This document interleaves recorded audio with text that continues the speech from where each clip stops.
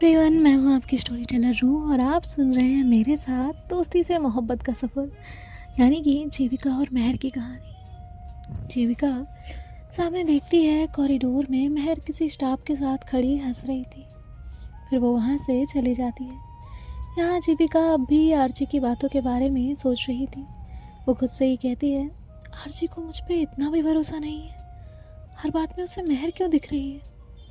उसका दिल भारी हो रहा था, उसे कुछ भी समझ नहीं आ रहा था।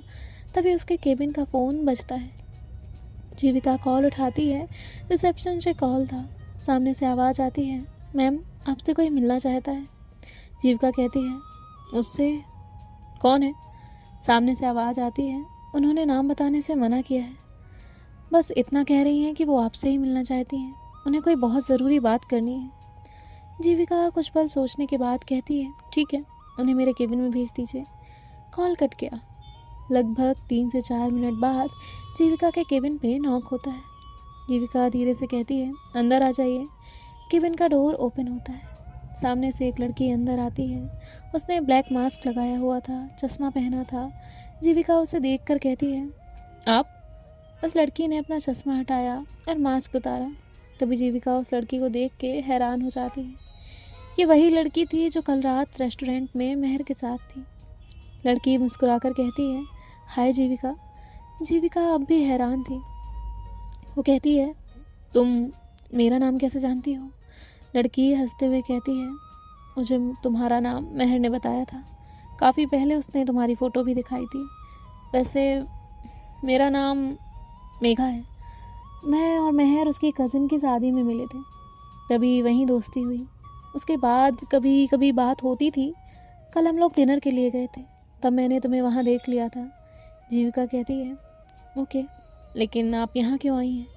मेघा कहती है, मैं यहाँ आर्ची के बारे में बात करने आई हूँ। जीविका थोड़ा शॉक हो गई। वो तुरंत कहती है, आर्ची? क्या हुआ आर्ची को?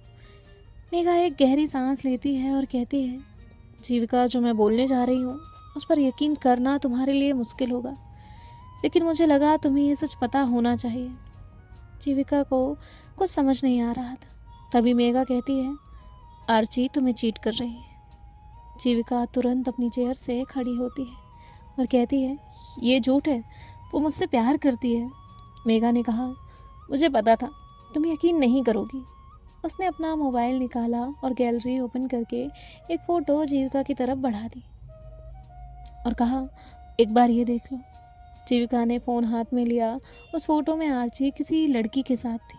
वो बहुत सारी अलग अलग फ़ोटो थी जिन्हें देख के साफ पता चल रहा था कि ये दोनों रिश्ते में हैं। जीविका के हाथ कांपने लगते हैं। वो तुरंत फ़ोन वापस देती है और कहती है, नहीं, ये कोई मिसअंडरस्टैंडिंग होगी। मेघा कहती है, काश ऐसा होता। तुम खुद सोचो, मुझे इस बात का कोई फ़ायदा नहीं है। ना मैं तुम्हें जानती थी, ना तुम मुझे। मैं सिर्फ इसलिए यहाँ आई हूँ क्योंकि तुम महर को अच्छी दोस्त मानती हो और मैं महर को पसंद करती हूँ, और मैं नहीं चाहती कल को तुम टूट जाओ और उस दर्द का असर महर पे भी पड़े। जीविका बस उसकी बातें सुन रही थी। मेघा कहती है, कल रेस्टोरेंट में जब मैंने तुम्हें देखा आर्ची के साथ, तो मुझे समझ आ गया था ये सिर्फ दोस्ती नहीं है। मैं ये बात महर को भी बता सकती थी, लेकिन ये तुम्हारी ज़िंदगी है, इसलिए पहले तुम्हें बताना सही समझा। एक बात और, जब आर्ची ने तुमसे ये कहा था, क्या तो वो या तो महर, मुझे लगता है वो सिर्फ तुम्हारी चॉइस देखना चाहती थी। हो सकता है उसके खुद के अपने कुछ प्लान्स रहे हों। इस बारे में फ़ैसला तुम खुद करो। तभी उसके दिमाग में कुछ देर पहले की फ़ोन कॉल गूंजी। कल तुम सिर्फ महर को देख रही थी। तभी मेघा कहती है, मैं ये नहीं कह रही कि मेरी हर बात बिना सोचे मान लो, बस जो मैंने देखा और जाना वही बताया। तुम आराम से सोचना, सच जान लो, फिर जो सही लगे वही फैसला लेना। मेघा वहाँ से जाने लगती है। फिर एक पल रुकते हुए कहती है, खुद का ख्याल रखना। जीविका हर बात पे आंखें बंद करके भरोसा करना कभी कभी महंगा पड़ जाता है। इतना कह के वो वहाँ से चली जाती है। जीविका बिल्कुल खामोश खड़ी थी। जीविका ने खुद से कहा, नहीं, ये सच नहीं हो सकता। आर्ची ऐसी नहीं हो सकती। उसे कुछ समझ नहीं आ रहा था। उसकी नज़रों के सामने सिर्फ आर्ची, उसकी बातें, सब कुछ चल रही थी। और अभी जो मेघा ने कही बातें थी वो भी वो खुद से कहती है, नहीं, मैं किसी और की बात सुनकर कोई फैसला नहीं लूँगी, मैं आर्ची से बात करूँगी। उसने तुरंत अपना फ़ोन लिया लेकिन वापस रख दिया। उसे कुछ समझ नहीं आ रहा था वो क्या करे। जीविका बहुत टाइम सोचने के बाद आर्ची को कॉल करती है। आर्ची अभी भी गुस्से में थी। तभी जीविका कहती है, मुझे तुमसे मिलना है। आर्ची कहती है, क्यों? जीविका कहती है, एक ज़रूरी बात करनी है, अभी के अभी आओ। आर्ची को सोचती है और कहती है, ठीक है, मैं आ रही हूँ। कॉल कट जाता है लेकिन जीविका वो खुद को स्ट्रॉन्ग करने की कोशिश कर रही थी कि वो आर्ची से कैसे बात करेगी। जब आर्ची आएगी तो जीविका उससे क्या कहेगी। आधा घंटा बीत जाता है। जीविका अभी भी अपनी सोच में थी। तभी उसके केबिन का डोर ओपन होता है। आर्ची बिना नॉक किए अंदर आती है। उसके चेहरे पे गुस्सा साफ दिख रहा था। वो अंदर आते ही कहती है, इतनी क्या ज़रूरी बात करनी है? जीविका अपनी चेयर से उठी। उसने आर्ची की तरफ देखा और खुद को हिम्मत देते हुए कहा, आर्ची, क्या तुम मुझे चीट कर रही हो? ये सुनते ही आर्ची के चेहरे का रंग एक पल के लिए उड़ गया। तभी वो फिर से गुस्से से कहती है, समझ गई, ये सब उस मेहर ने तुम्हारे दिमाग में भरा है ना? जीविका अपने फेस के एक्सप्रेशन सीरियस करते हुए कहती है, मेहर का नाम बीच में मत लाओ। आर्ची कहती है, क्यों? अब मैं नाम भी नहीं ले सकती? तुम ना पूरी तरह से उसकी बातों में आ चुकी हो। जीविका ने पहली बार आर्ची से थोड़े गुस्से में कहा, बस मुझ पे इल्जाम लगाना बंद करो। मैं तुमसे सिर्फ एक सवाल पूछ रही हूँ, उसका जवाब दो। बताओ, सच क्या है? मुझे सिर्फ सच सुनना है। आर्ची शायद इसी मौके की तलाश में थी। वो गुस्से से कहती है, हाँ, किया मैंने तुम्हें चीट। तुम वैसी पार्टनर हो ही नहीं जो मुझे चाहिए थी। तुम हर वक्त दूर दूर रही। तुम्हारे लिए प्यार सिर्फ बातें थी। मुझे एक ऐसा रिलेशनशिप चाहिए था जहाँ फिजिकल क्लोजनेस हो, लेकिन तुम बार बार दीवार खड़ी कर देती। जीविका की आंखों में आंसू थे। उसने धीरे से कहा, हर इंसान का अपना एक कंफर्ट होता है। प्यार का रिश्ता सिर्फ उस एक चीज़ से नहीं चलता। आर्ची कहती है, मैं ऐसे रिश्ते में नहीं रह सकती जहाँ ये सब ना हो। मैं ये रिश्ता बहुत पहले ख़त्म करना चाहती थी। जब मैंने तुमसे कहा था मेहर क्या मैं, तब मुझे लगा था कि तुम अपनी दोस्ती को चुनोगी, लेकिन तुमने सब उल्टा कर दिया। तुमने मेहर से दूरी बना ली, मेरी बात मान ली। जीविका के गले से आवाज़ तक नहीं निकल रही थी। उसकी पूरी बॉडी सिवर कर रही थी। वो खुद को संभालते हुए कहती है, ये सब नाटक था? आर्ची ने पूरे एटीट्यूड के साथ कहा, हाँ, मैं बार बार तुम्हारे सामने मेहर का नाम लेती रही। मुझे लगा एक दिन तो तुम उससे मिलोगी, उससे बात करोगी और उसी पॉइंट को लेकर मैं लड़ाई करूँगी और मुझे इस रिश्ते से निकलने का बहाना मिल जाएगा। लेकिन मेहर ने सब उल्टा कर दिया। उसने बात ही बंद कर दी। मेरा पूरा प्लान खराब हो गया। जीविका की आंखों से कंटिन्यू आंसू बह रहे थे, जिनका कोई भी असर आर्ची पे नहीं हो रहा था। वो आगे कहती है, रेस्टोरेंट वाली बात लेकर मुझे अच्छा पॉइंट मिला और इसलिए मैंने तुमसे कॉल पे लड़ाई की। लेकिन मैं तुमसे कुछ कहूँ इससे पहले ही तुमने ये सवाल पूछ लिया। अच्छा हुआ, कम से कम मुझे और नाटक करना नहीं पड़ेगा। जीविका की नज़र के सामने उसकी और आर्ची की मुलाकात आई। पहली बार आई लव यू कहना, साथ में घूमना, फ्यूचर के सपने, सब कुछ जैसे एक एक करके टूट रहा था।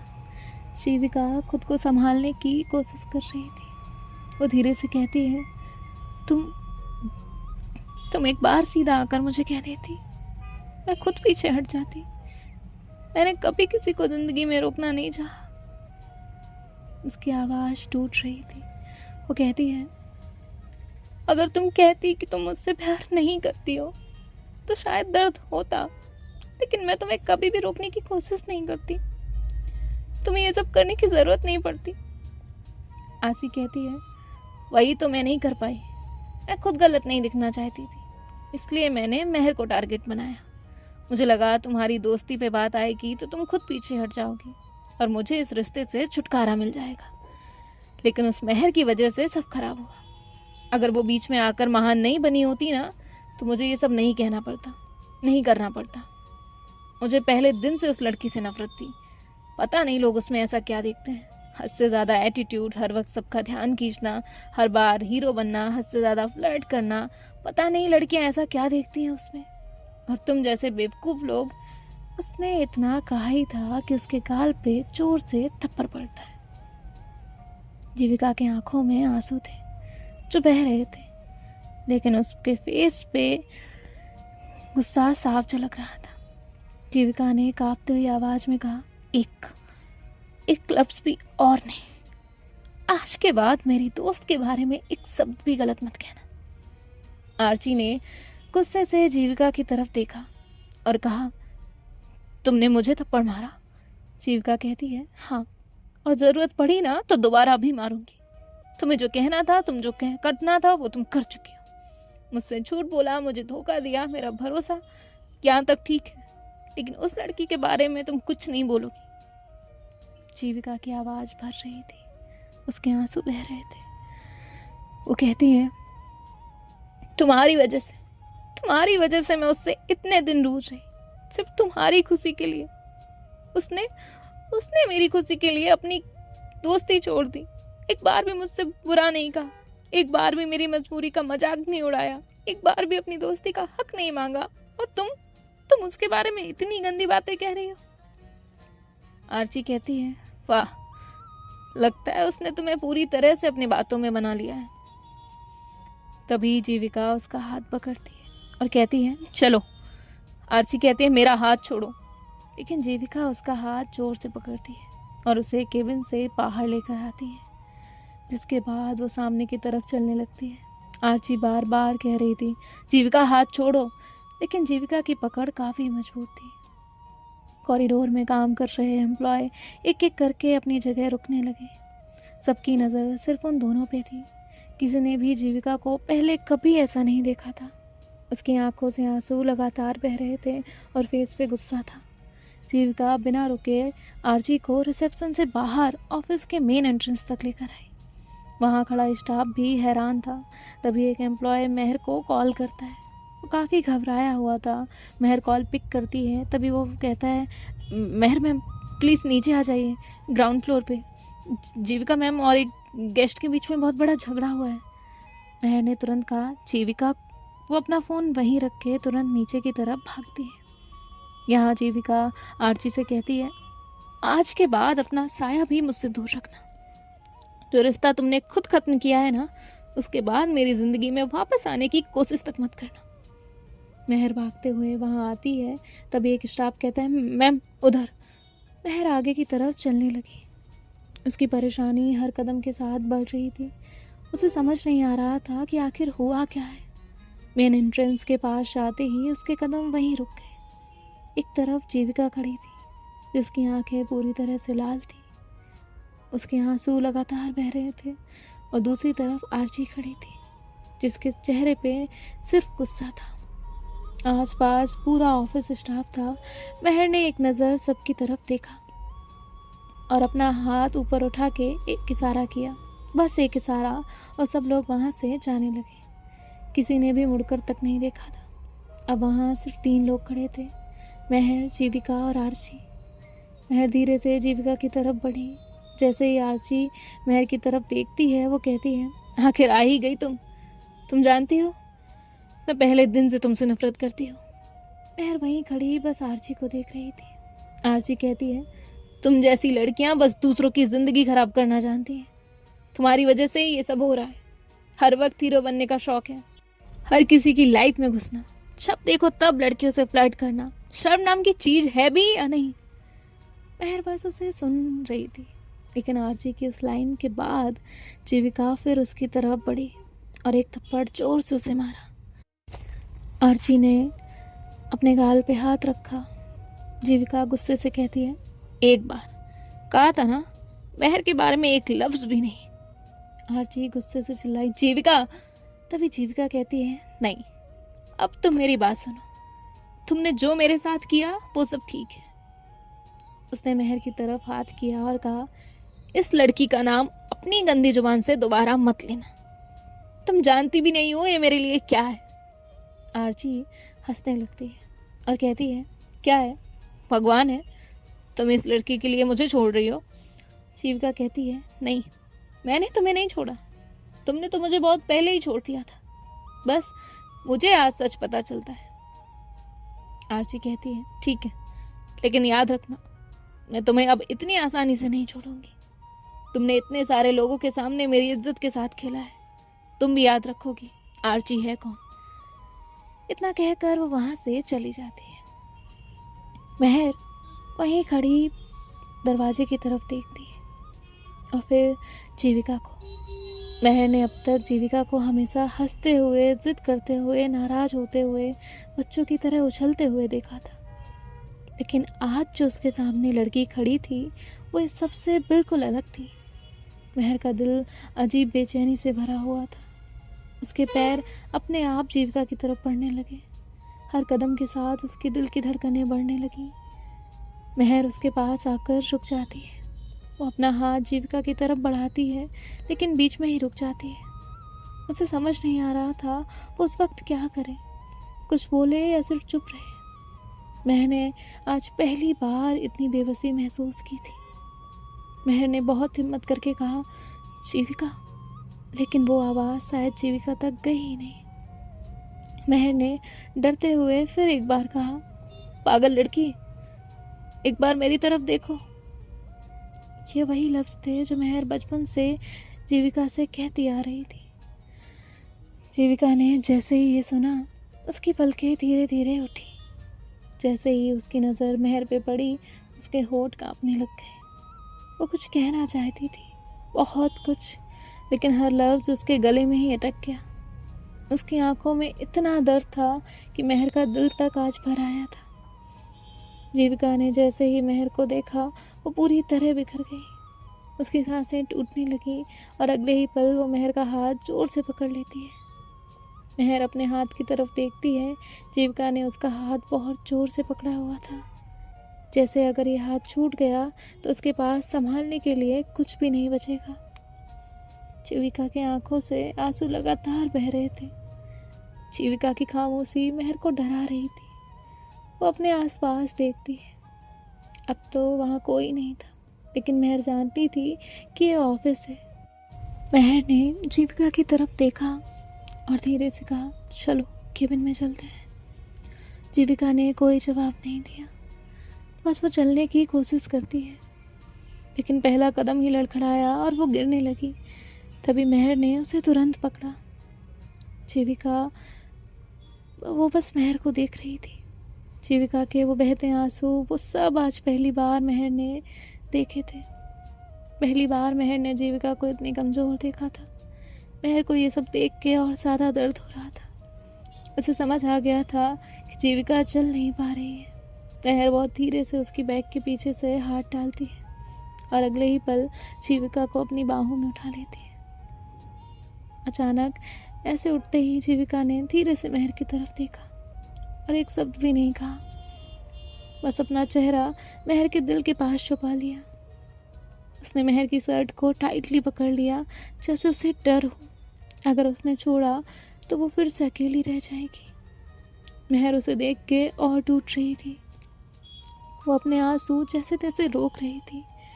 वो जीविका को लेकर चलने लगती है। कुछ देर बाद महर अपने केबिन के बाहर आ गई। उसने पैर से केबिन का दरवाज़ा थोड़ा सा ओपन किया और जीविका को लेकर अंदर चली गई थी। अंदर जाते ही महर धीरे से जीविका को सोफे पे बैठाने की कोशिश करती है, लेकिन महर जैसे ही अपनी पकड़ थोड़ी लूज़ करती है, जीविका तुरंत उसे और टाइट पकड़ती है और कहती है, नहीं। महर डर जाती है। जीविका की वो आवाज़ बहुत दर्द भरी थी। महर तुरंत कहती है, नहीं, कहीं नहीं जा रही हूँ, यहीं हूँ।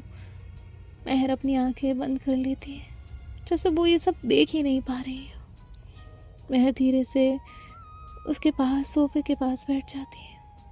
जीविका अब भी महर की बाहों में थी। उसके आंसू महर की शर्ट को भिगो रहे थे। बहुत वक्त बीत जाता है, जीविका अब भी महर की बाहों में थी और महर ने अपनी आंखें बंद की हुई थी, जैसे वो जीविका को ऐसे देखना ही नहीं चाहती थी। कुछ देर ये लोग ऐसे ही बैठे थे। जीविका थोड़ी सी रिलैक्स होती है तब वो अपनी आंखें धीरे धीरे खोलती है। तभी उसकी नज़र महर पे जाती है, जो सोफे से सर टिका के आंखें बंद करके बैठी थी। उसके फेस पे एक डर था। जीविका कुछ पल उसे देखती है और फिर सीधे होकर बैठने की कोशिश करती है। तभी महर अपनी आंखें खोलती है, वो जीविका को देखती है। तभी जो जीविका है वो धीरे से कहती है, महर।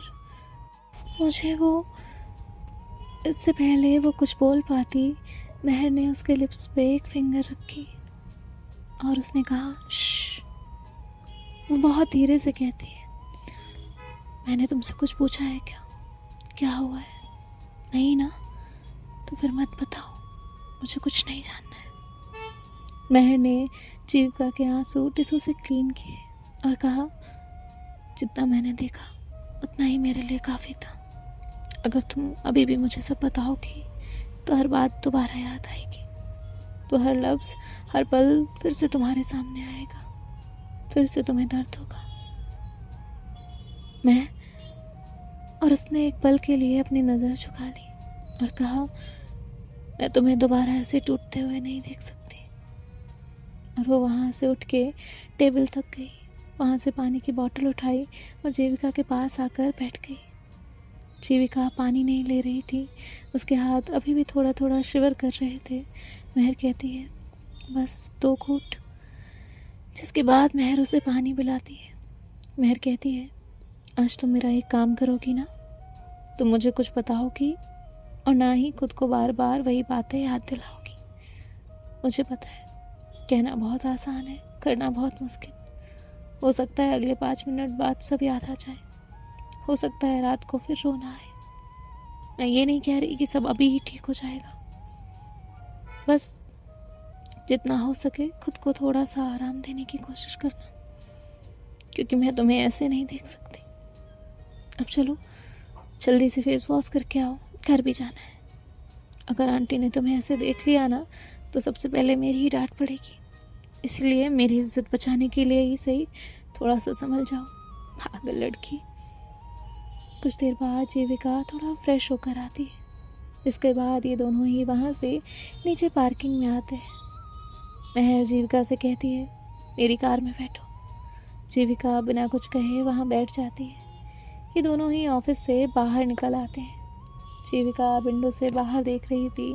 जीविका के दिमाग में बस महर की बातें चल रही थी। सो देखते हैं गाइस नेक्स्ट पार्ट में क्या होगा, और आपको ये पार्ट कैसा लगा मुझे कमेंट में बता दीजिएगा। और आज से मैं भी अपना फेवरेट पार्ट बताती हूँ आपको, ताकि आप लोग भी थोड़ा बताएं मुझे। ओके, सो मेरा फेवरेट पार्ट था जब महर उसे लेकर गई थी और उसके बाद वो दोनों काफ़ी देर तक साथ थे, लेकिन किसी ने कुछ नहीं बोला था, तो वो मेरा फेवरेट पार्ट था। और दूसरा जब महर ने उसे बोलने ही नहीं दिया, कुछ भी बताने नहीं दिया, वो दोबारा नहीं चाहती थी कि वो अपने दर्द को याद करे। सो ये मेरा फेवरेट पार्ट था। अपना कमेंट करिए, नहीं रूजी सेम आपके जैसा ये मत लिखना, ठीक है? बाय बाय, टेक केयर, ख्याल रखिएगा, राधे राधे।